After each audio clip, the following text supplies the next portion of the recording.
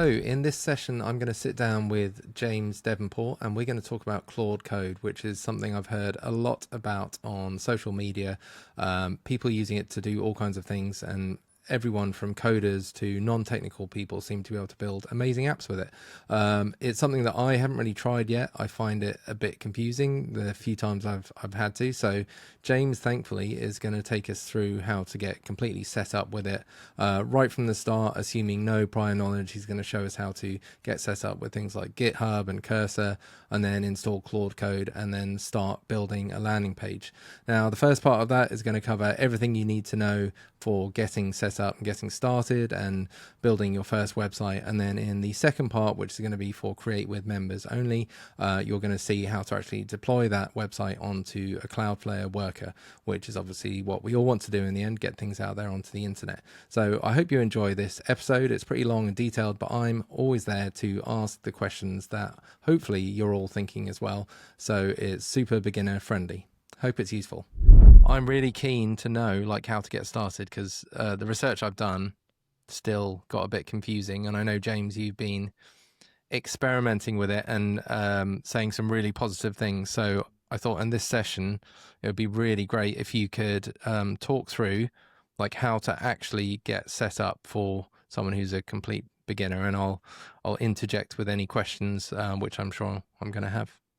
Yeah, no, I'm excited to dive into it a bit more, because I think probably like everyone, I've read a lot about Claude Code, a lot of hype around it. So I was quite excited to get into it. But yeah, I think probably like a lot of people, it's a little bit complicated to get into if you're not maybe a traditional developer. I think a lot of the content and stuff that's out there at the moment is very much geared to people who are already developers. So today, what I wanted to do is go through pretty much how to get set up and start using Claude Code, how to kind of create a repo on GitHub, how to kind of then generate a website with Claude Code.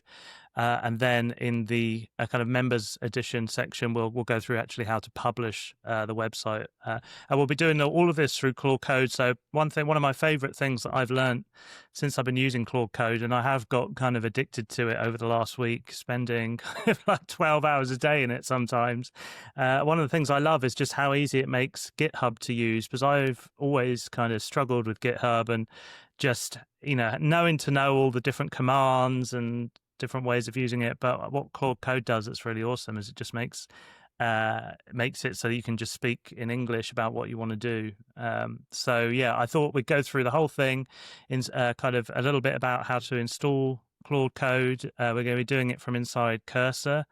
So yeah, we're touching quite a few different areas today, but yeah, I thought we'll start with just creating a clean repo on GitHub and kind of go from there. Great. It sounds amazing. So my first question is, can you explain what Claude Code actually is and how it compares to something like Cursor, how it compares to your regular Anthropic Claude AI interface, and what it actually does? Because I'm not really sure what it is. And I've seen people saying, oh, you can use it to like write blog posts or create, I don't know, presentations or just like random stuff, which doesn't seem to be related. So what actually is it? Yeah, so I think I'd probably describe it as kind of an agentic development tool. And I think it's kind of broad what it can do, because obviously it runs in the CLI, like the command line interface. So that interface that us no coders probably never go into, but it's basically the kind of the terminal on your Mac, and it can automate and execute things within that. So basically, that just means it can do almost anything. So like it gives it access to tons and tons of tools. So in our example today, it's going to use kind of the GitHub CLI tools, and it will use Cloudflare CLI tools. But we don't really need to know that much about those, because Claude Code will execute all the commands for us. And I think the big difference between using something like Claude Code and ChatGPT or Claude on the web is that it can go and actually make a plan. So it has an entire mode in it called plan mode, where it can plan out exactly what it's got to do to execute what you like, the end goal, basically.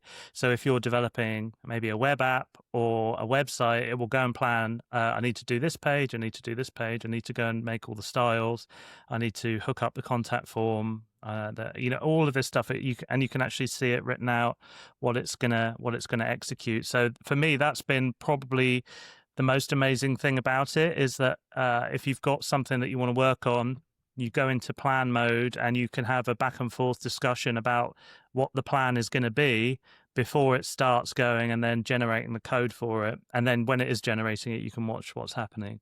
But yeah, for me, I think that's the biggest thing, is it's got access to a bunch of tools through the CLI or the terminal, so it can execute stuff, and plan mode, where it can kind of plan out exactly what it's going to do. So yeah, I've been able to do way more with it than like Claude on the web or ChatGPT, just because it has access to all these tools and it can, work with much larger code bases than those tools. So yeah. So I've tried developing little things, like asking Claude on the web, and it would give me a bunch of commands that I would then have to put into my terminal, which I always find kind of intimidating because I don't really know what it's doing, and it responds with a load of things. I just copy and paste what it's responded with back into Claude, and it's both annoying and scary because you don't know what it's doing. So it sounds like, because Claude Code has access to the terminal, it can take care of all those like quite complex syntax and kind of coding and stuff like that goes on in the terminal. Is that right? Yeah, basically that's it. It can go and execute multiple commands, and it's got different permission settings. So you'll see when we get into it, you can either get it to ask for your permission every time before it executes a command in terminal, or you can kind of let it run riot on autopilot, kind of just executing whatever it wants. So you kind of have to use some sense and discretion when you're using it, that it doesn't go off and do completely crazy stuff. So maybe that's why I think it's quite good to use it in conjunction with GitHub, because you've got kind of a guaranteed backup of everything that happened, and you can it's a more stable way of running it. And a lot of people will just run it on like a dedicated kind of like Mac Mini. I've seen a lot of people have just given Claude Code a complete run over a Mac Mini to like do tons and tons of stuff. But if you're working on fairly simple projects, I think it's generally pretty. I've not had any issues with it kind of trying to do crazy stuff.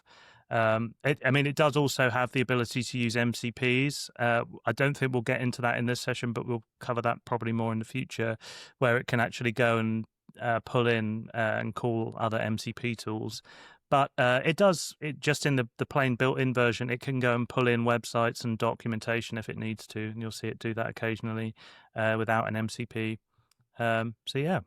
So if it has the ability to use your terminal, it kind of has the ability to use anything on your computer, right? So like it's effectively like you're giving it complete computer control, and like it's going around and clicking around your computer and doing stuff like that. You're giving a similar level of control, right? Because I think from the terminal you could wipe your hard drive if you wanted to, you can. I mean, and obviously that's why so there's two kind of safeguards that are on there. So there's kind of a claude.md file that gets generated right at the beginning. So basically that's a markdown file for the current Claude Code project that you're working on, with a bunch of rules and instructions about what Claude Code can and can't do. And just giving it context about the project. And then there's a rules file as well that tells it what commands it is and isn't allowed to execute. And when you first install it, it basically isn't allowed to execute any commands, and it will ask you one by one, am I allowed to do this? Am I allowed to do this? And then, you can either approve it on a case-by-case basis every time, or you can say, yes, you're always allowed to do git pull, for example, or you're always allowed to pull stuff from GitHub. You're always allowed to update config files in this directory, things like that. So it doesn't have permission to kind of just go off and do whatever it wants across your whole computer. It's usually pretty limited to working within a specific directory. Okay, sounds great. Yeah, let's get started, and I'm sure I'll have 1,000 questions as we go. Cool. Yeah. So I thought we'll get started right before the kind of we talk about installing Claude Code or any of that, just by setting up an empty repo on GitHub and getting that working on our computer. So a couple of apps just to install that should be fairly straightforward, hopefully. There's the GitHub desktop app. So if you download the GitHub desktop app, it's a nice kind of desktop app that lets you just pull repos and stuff without having to use the command line. I think this is quite useful when you're just getting started, because obviously we haven't got Claude Code installed yet, so it's a nice way to get your repo on your computer and to open it. So that's the first one, and obviously then also download and install Cursor. So you've got that ready to go when we get to using that in a minute. But so my understanding, sorry to interrupt, is that GitHub is a place in the cloud where you store all of the code from all of your various projects, and it has a number of features that enable you to save backups of all your code, create like branches for separate features, and then synchronize them all back there. So it's like a cloud storage for your code, kind of like Dropboxes for your files. Is that correct? Basically, yeah. So it has a ton of other advanced stuff, but at the most fundamental level, it's a place to store the code that you generate and to keep a version history of it. And it does a bunch of other stuff as well that we might cover in a bit. But yeah, at the most fundamental level, what we're going to be using GitHub for is to just have a place where we can put our generated code and keep track of change history to it. But you'll see as we get into it, kind of Claude Code will write all the we'll deal with managing GitHub for us largely. So yeah, should be all good. Great. So once you head to GitHub and you've signed up, the first thing to do is to head to your main dashboard, and in here you'll see any repositories that you're following, but you don't really need to worry too much about that. What we're going to do now is just set up a new repository. So this will probably be your first one, and it'll be under your name, and you've got to give it a name. So I'm going to call this create with Lander.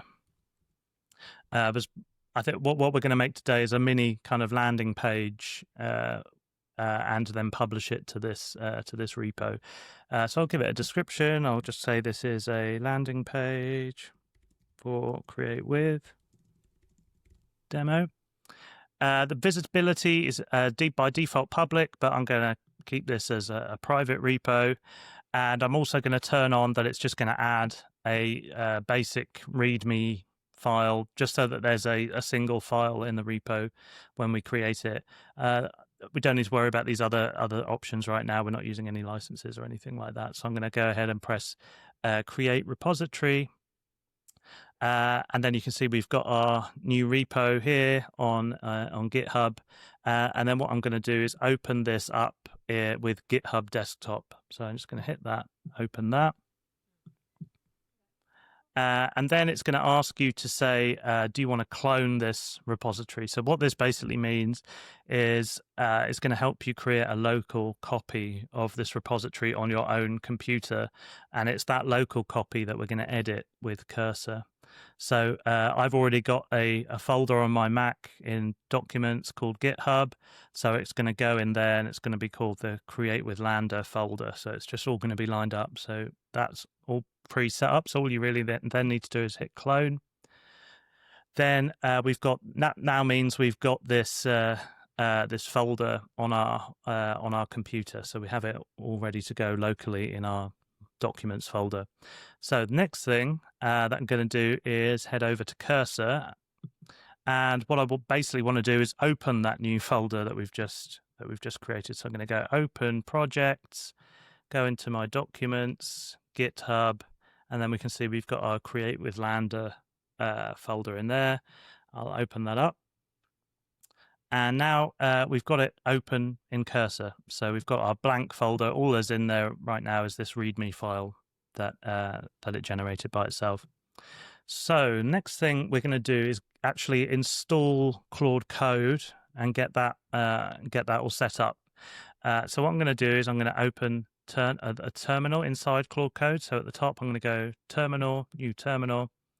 And then basically this opens this little terminal window at the bottom here where we can start issuing commands. What you would now do is if you follow the instructions from the Claude Code website of how to install it, it is really pretty simple. All you've got to do is copy this command here. So npm install blah blah blah blah install Claude Code, copy that, paste that into Cursor here and run it. I've already done that, so I have it installed, but so I can skip to the next bit. But that should be pretty straightforward. And then once you've got it installed, you just have to go / login, and it will log you in through the web to your Anthropic account. So you will need an Anthropic account. So and once you've got it installed, basically to get started using Claude Code, all we've got to do here in the terminal is just type the word Claude. So I've typed Claude, I'm going to press enter. And the first time you open Claude Code with this folder, it's just going to ask you, is Claude Code allowed to make changes in this folder? So you'll only see this the first time, and I'm just going to say yes. You can make any changes that you want. And there we go. This is the Claude Code interface, basically. So that first time you log into it, you would go / to open up and see all the different options you can do. And there's this option here, login. So you would just say sign in with your Anthropic account. If I did that option, it would then take me to the Anthropic website and let me sign in. But basically, you don't need to know a huge amount about commands or anything really using Claude Code.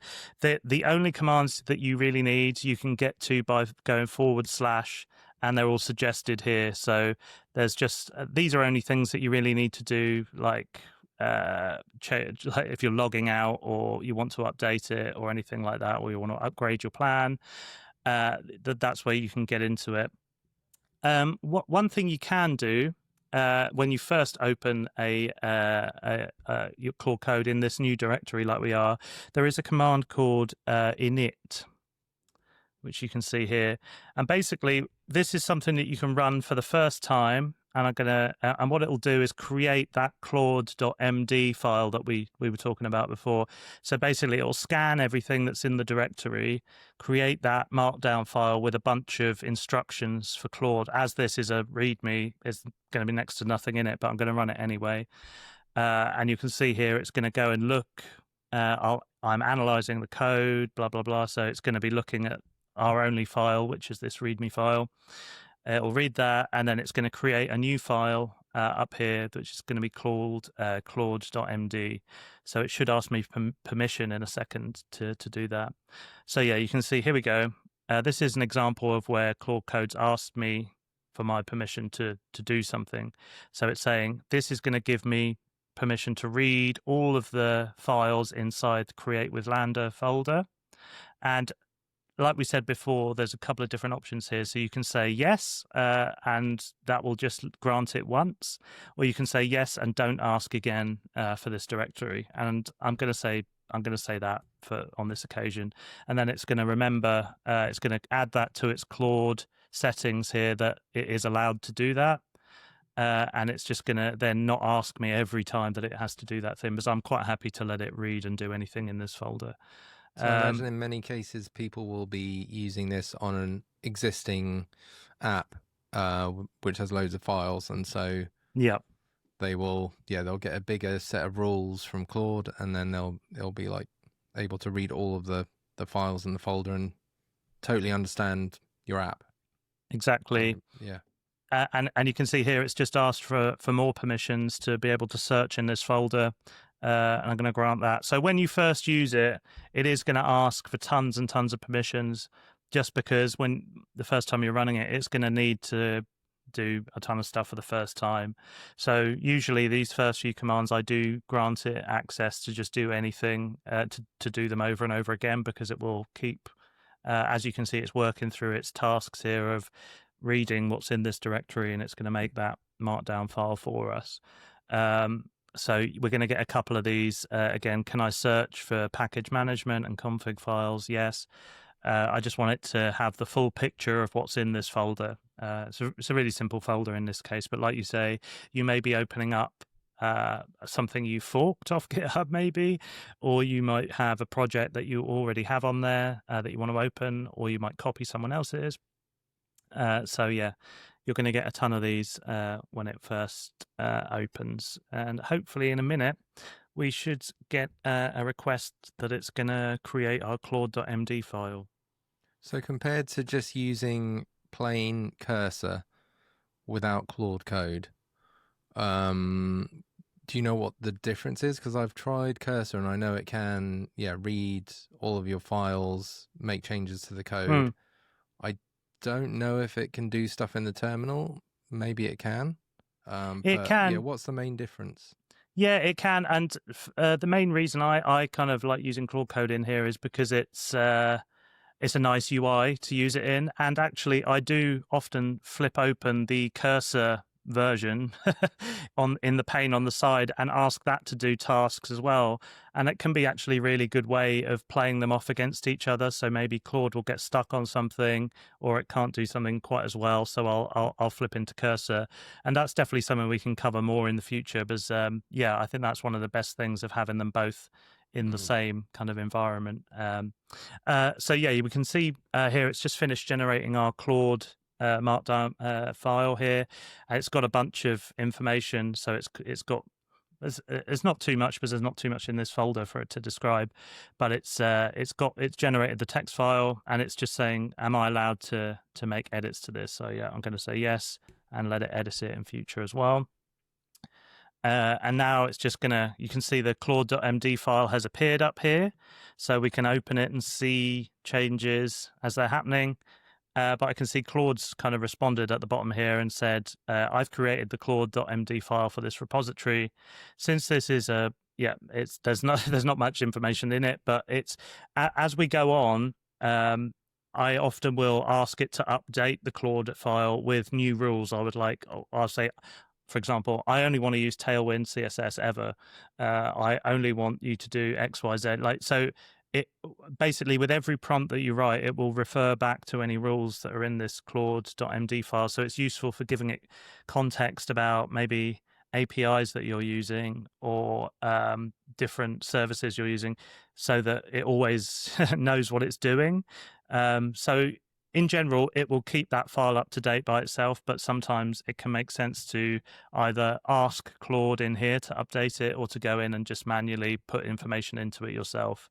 Can you say, I'm a beginner without much coding experience? Can you explain everything really clearly and simply without using jargon? Could you add that to the rules? Yes, and in fact, I think Claude Code just shipped yesterday a new mode called Learning Mode, where it can explain to you, try and educate you more about how it's working as well, which is a really nice new option. That's great. Yeah. So really, really good if you're wanting to actually learn a bit of coding as well while you're doing this. So basically what we have here is we've got our Claude MD, and we've got our Claude Code window open here at the bottom, and we're basically ready to get started now. But what I'm going to do is I'm going to clear all that chat. There's one thing to bear in mind is, as you have long chats in Claude, it does build up this context window, basically. So it does make sense to either clear your chat as often as you can, or Claude will automatically do it when it gets to be huge. It depends on what plan you're on as well, how much you have. But I'm on the Claude Pro plan here, so automatically it's using, if we go into /models, we can see what model it's using. So we're using the really premium Opus model until I run out of kind of daily allowance on that, and then it flips back to Sonnet. So I just kind of leave it on that default model. And you can How much do is the Pro plan? Pro plan is £89 a month, something like that, and it gives you tons of usage. I haven't actually had any hit the limits really. I've hit the limit on Opus when using it, but when I was on the £20 a month plan, I was hitting. I was just hitting the limit of you can't do any more for the next 5 hours, basically, which was getting really annoying when you're in the zone of doing something. You kind of want to get on with it. So I went for that top plan. I know they are changing how all the pricing works at the end of this month, so that instead of, I think it's like a 5-hour window or whatever, I think it's going to be like a weekly or monthly window.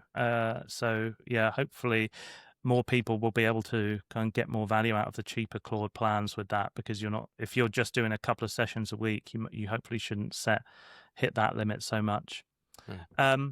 So the other thing I think it's worth just quickly explaining at the beginning are the different modes that you can have this window in here, and the way you cycle through them is Shift and Tab. So if you hit Shift and Tab, you're going to see this line here change. So now we're in plan mode, now we're in regular mode, and now we're in auto accept edits, which is basically autopilot, run riot, vibe coding. Yeah, vibe code the hell out of it and just make it happen. But I think my favorite mode, and one I really recommend using, is plan mode.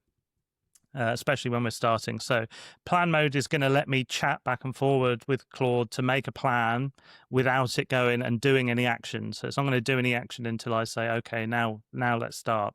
So in here, what I can say is I want to make a marketing landing page for the Create with newsletter, all about the latest AI insights.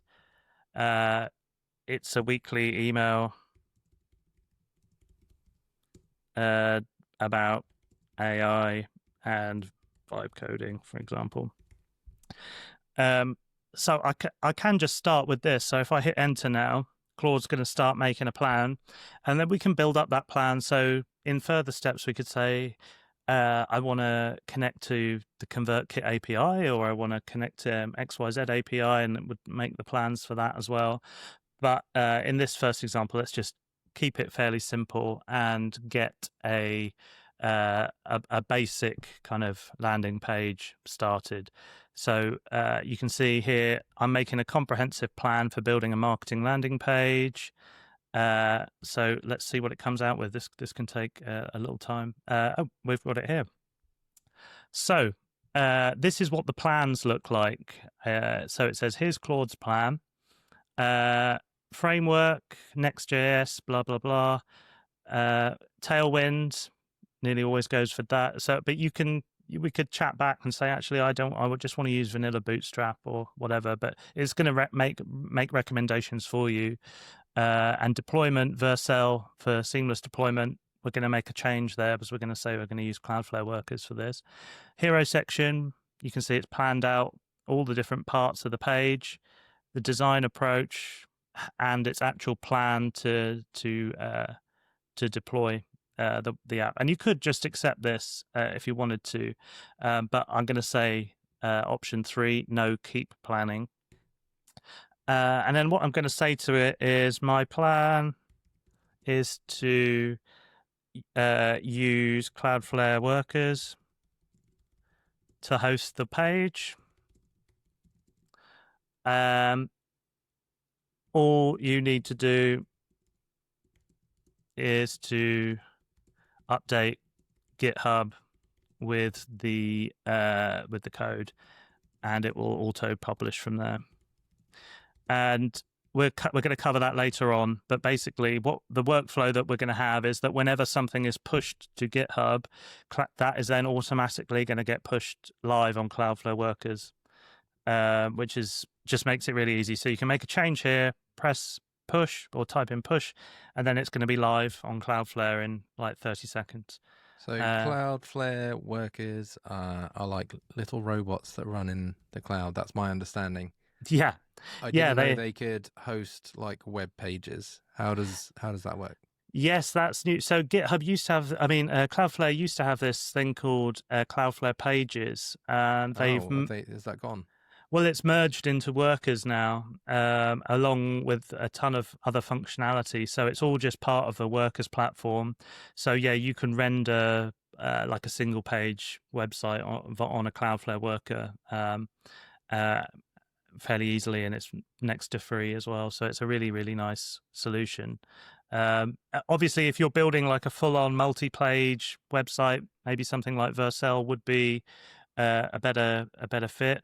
And of course, Claude Code can talk you through in here how to deploy onto pretty much any platform, and you can just chat to it, say, "Oh, actually, I want to use, Fly.io or whatever other platform. Railway is another popular one."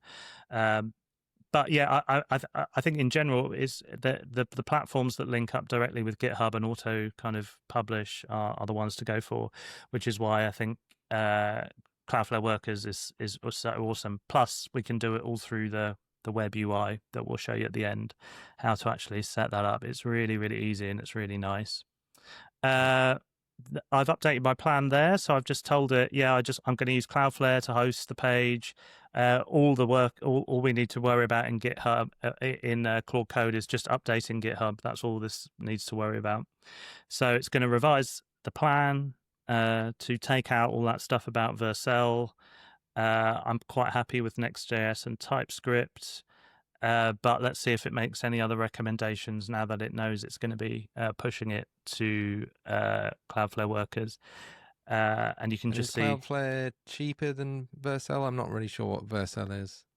Yeah, I think it really depends on your project. Cloudflare is pretty much the cheapest for everything because they have such a crazy free allowance. So it's a really good way of just testing out stuff like this. I personally use Cloudflare Workers mostly for back-end services. So like if I wanted to make my own mini API, for example, that accepted or like fetched the weather and then wrote an AI summary of the weather, that's Cloudflare Workers are perfect for that, but they're also good for single page sites. But there are so many hosting platforms out there that you can use with GitHub. So yeah, you see Vercel a lot, you see Fly.io, Railway. So there are quite a few. And I can see we've got our updated plan back from Claude Code here. So the framework has actually simplified it. We're just going to use static HTML, CSS, JavaScript. We're going to call Tailwind CSS via a CDN. So it's just going to pull that in. And then we've got the planned structure. So what the files that it's going to generate for us. So we've got our index page, styles, script, page sections, all the different bits. So now that I'm actually pretty happy with this plan, I'm just going to say yes and accept auto edits. And now this is kind of Claude Code going off into vibe coding mode, basically, and YOLOing the whole website in one go. So at the end of this, we can see here it's got its plan. It's to-do list, basically, that it has. So it says, I'm going to create the index.html, going to add the Tailwind styles. I'm going to implement JavaScript for form handling and animations. I'm going to do the Cloudflare worker configuration and get everything ready for the whole HTML of that landing page. So this is the really fun bit. You never really know what's going to come out. So when I see people, I'm pretty sure I've seen people saying they use Claude Code for a lot of stuff, which is not creating apps and websites, like writing blog posts and things like that. So they just do it in the same interface, and then they just say like, output me a blog and a markdown file, and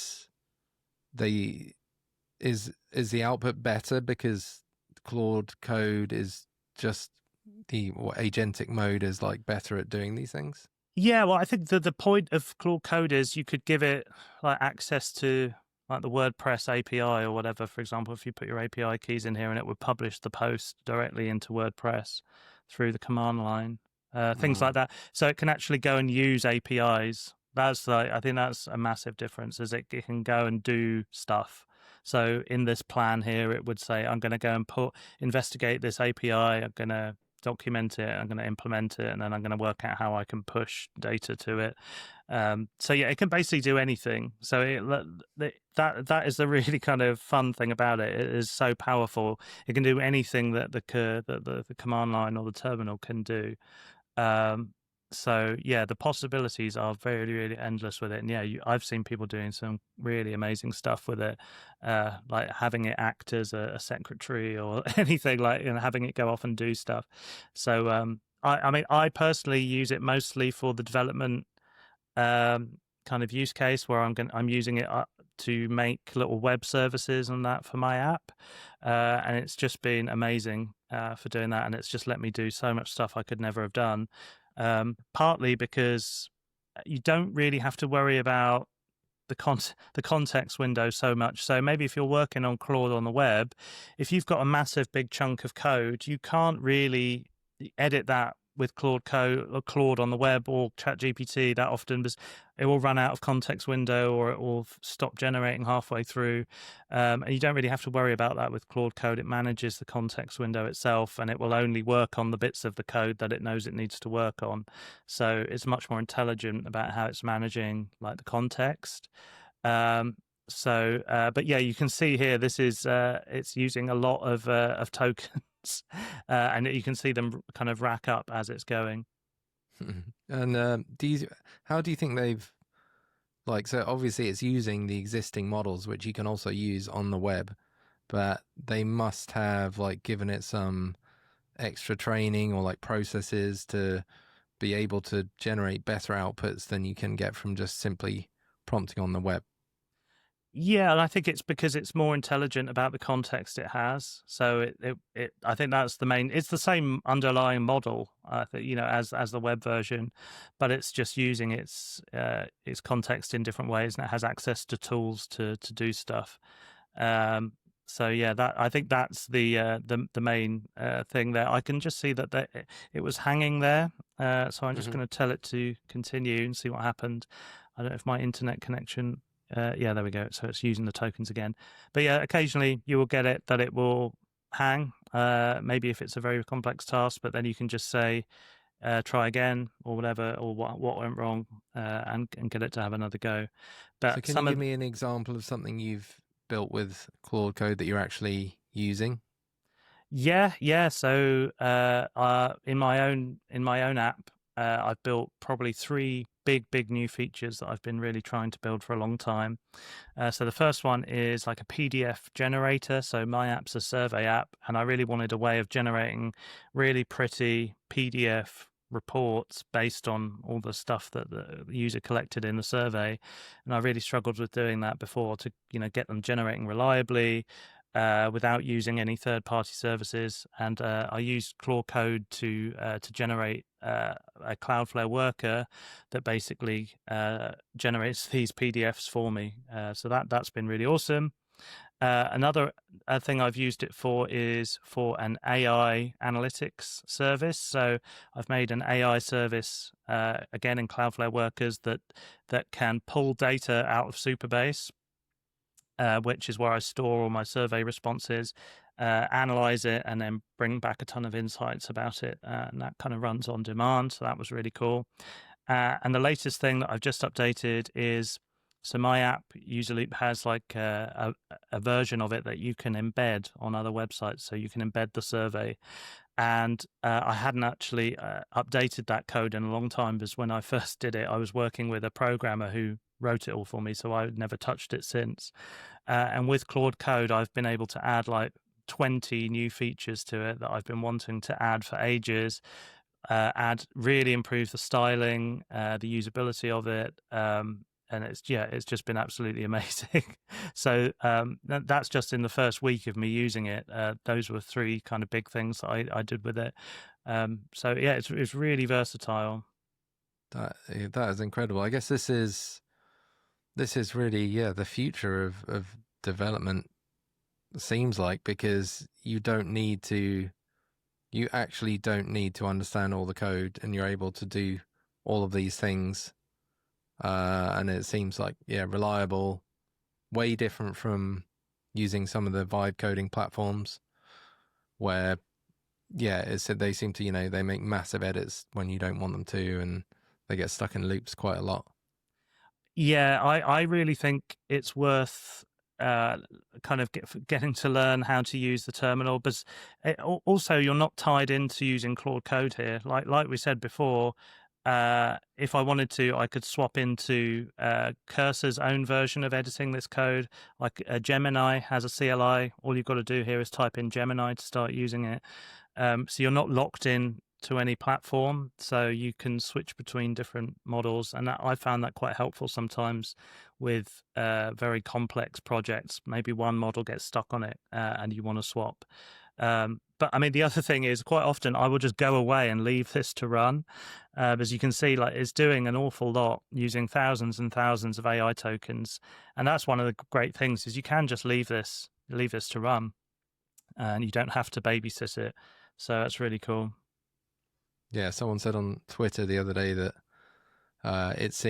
Twitter is seeing more activity now than in recent times because so many people are just sitting waiting for their vibe coding or their Claude code to do its thing, so they just pop onto Twitter and post something. It's so true. Which is probably very true, but I guess in the future we can expect this stuff to be almost instantaneous at some point. Yeah, and as the models get faster and faster, this is going to get a lot quicker. And there's a couple of other apps as well, like a new one that's just come out is called Conductor. I've been playing around with it here, which is like a visual interface for Claude Code. So maybe if you find using Cursor or the terminal a bit intimidating, there's this more kind of visual interface into Claude Code called Conductor, where you can literally write in your tasks into a kind of a bit of a more simple UI and see it doing stuff. And under the hood, it's just doing what this is doing. But again, it's a slightly nicer kind of interface on it. So yeah, the whole ecosystem for Claude Code is really spinning up now, and there is loads and loads of tooling come out. And as you can see, looks like Claude Code here is just getting towards the end of its plan. There we go. So it's actually finished that job. So once it's run, you get this kind of report of what it's done. So you can see it's basically executed everything that it needs to do. If we want to have a look at this, I'm just gonna, first you could go and look at all the code. So this is all the code for the landing page. But what we'll do is we'll just go to right click on it, say open it in Finder. And then we've got our files. So these are all the files it's generated. And then we've got our index file. So I'm going to open that. And so it's made this landing page for us. And nice. This is what it looks like. It's got nice parallax scrolling, all this stuff. So that's great. What it's done on the first try. But where this gets really cool now is iterating. So let's just say, oh yeah, this is cool, but let's make some changes to it. So I'm going to go back into plan mode. So Shift and Tab. I'd love some animation on the top section. I'm thinking of a grid with kind of dots flying around on it, like an AI type grid. Yep, sounds like a vision of the future that we'll all live in. So I've just told it that's what I'd like. Again, it's going to go and make a plan. And hopefully in a second, we're going to get back a plan of how it thinks it can animate that with a lovely kind of funky animation. And the other thing I could do here is, if this was real, I'd probably say, actually, now I want to integrate the ConvertKit API, because whenever someone fills out that form, I want to push them to ConvertKit and add them to my newsletter. So that would be the next thing that I would do, and it would go and get the ConvertKit API docs, work out what had to be done, work out where I needed to put my API key and stuff like that, and it would handle all of that for me as well. So would you just paste your API key into the terminal, or would it ask you to put it into somewhere separate? But in this example, as we're storing it on Cloudflare workers, it would say to me to go and put it on the Cloudflare worker settings. So there's a section called variables, and in there you can just put in secret keys and stuff that keeps them secret. So you can see here's our plan. So I'm going to make a grid with flying dots. Let's just yellow it and see what happens. Let it have a go. And yeah, this is how you kind of go back and forth with it, making tons of changes and iterations. And you might build out extra sections. You might want to do all sorts of different stuff, and you can kind of chat back and forth with Claude Code in plan mode, work out what exactly you want to do, and go from there. Can you give it access to your Cloudflare so it can change the settings and stuff? Because I find the Cloudflare dashboard quite confusing as well. Yeah, it can actually do a lot of that, and that's what these files it's made here are actually. So like the worker.js has set a bunch of the stuff, so you wouldn't even need to set a lot of it in the Cloudflare dashboard. It's setting stuff like API keys and all of these bits up here for you, so it has actually already kind of imagined that we are using an API. But yeah, it will set up a lot of it for you. But we will cover the Cloudflare dashboard as well, because I think it's actually not as crazy as you think once you kind of get the core basics of it. And it is really worth learning, because that paired with this workflow of, vibe coding, like a little service, being able to push that straight through to Cloudflare workers and use it is really, really an amazing workflow.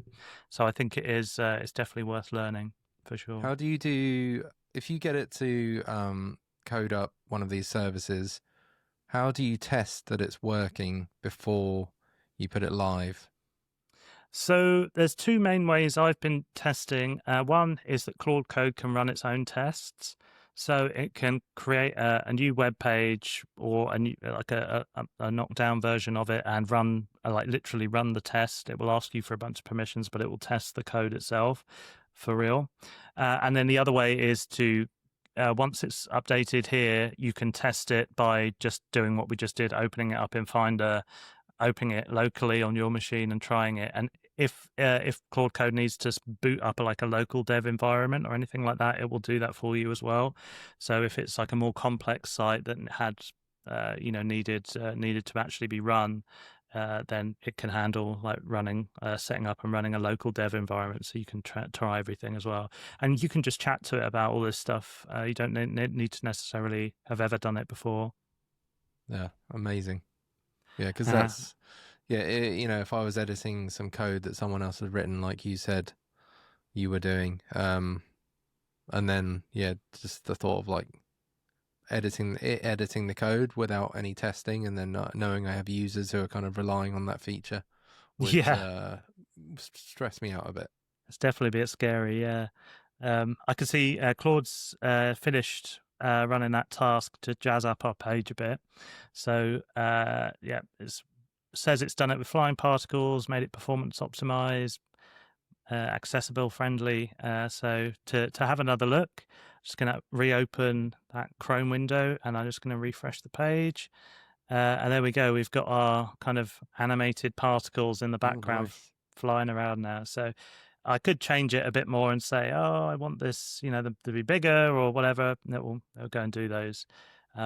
So, I mean, I do find that all the kind of landing pages that Claude generates they're pretty samey. I mean, they all use Tailwind. So I think there is definitely something to be said for using like the Figma MCP or using a different style library. But a lot of them do look the same. But this is really just to give you an idea of how to set it all up. Let's just say better than anything I could design. So. Yeah, it does for me too. So now let's just say we were happy with that. The next bits of the process would be that we would push this back to GitHub. So we would want to send all this code that we've just done back to GitHub. And then the final bit is then just connecting GitHub with Cloudflare workers, so it would then auto-publish to Cloudflare workers. So I'll very quickly just show you the first step. Because like we said before, you don't actually need to know the GitHub terminology, you could just say push code to GitHub. Ah, Yeah. nice. And So fingers much crossed. better than knowing all the Yeah. having to know the git push. Yeah, so you can see it's all checking it's checking that your code's in sync, and it's origin master, all these yeah. weird terms that I know. I've tried so many times to learn them, and I still I can never know. remember them. And like, if you wanted to do something like, oh, I want to create a new branch to work on a specific feature, you just explain it here, and it will do it for you.